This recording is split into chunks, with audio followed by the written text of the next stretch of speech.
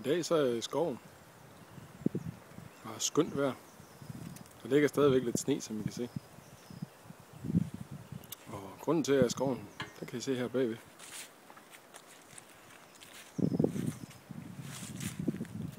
Jeg håber at hente noget brænde, som jeg fældede for et par uger siden.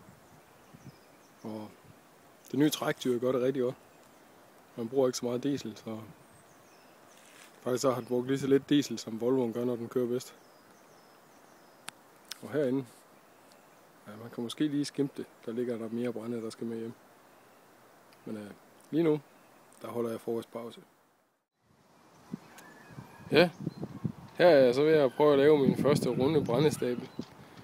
Ideen er, at den skal blive 3 rings. Og så med en rund præsending, vi har henover. Så nu må vi se, om det bliver godt. De første 2 ringe begynder at tage form. Men det er ikke så nemt. Men jeg håber da, at det bliver godt til sidst.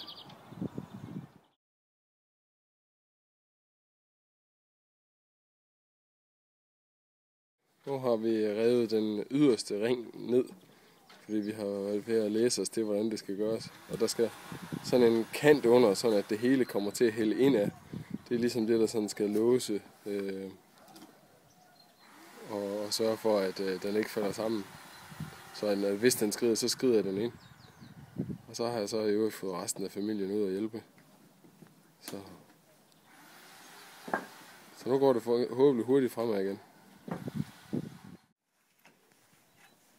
Ja, nu går det hurtigt fremad. Nu har vi jo fået rejst den ydre ring. Og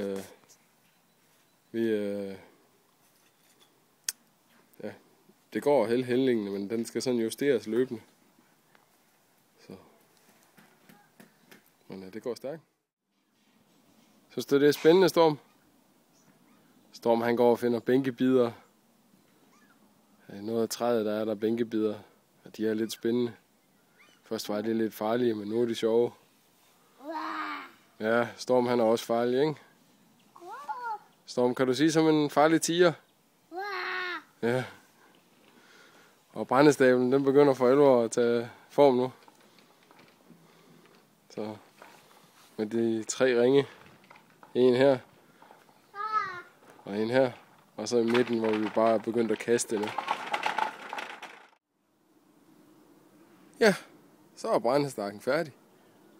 Så nu har vi vores første runde brændestak. Den er vi lidt stolte af nu. Så skal jeg prøve at se, om jeg kan komme hele vejen rundt her. Det bliver lige lidt bumpy. Det er ikke steadicam.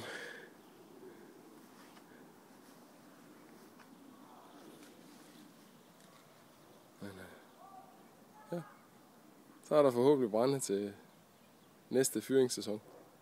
Så kan det ligge og tørre her hele sommeren.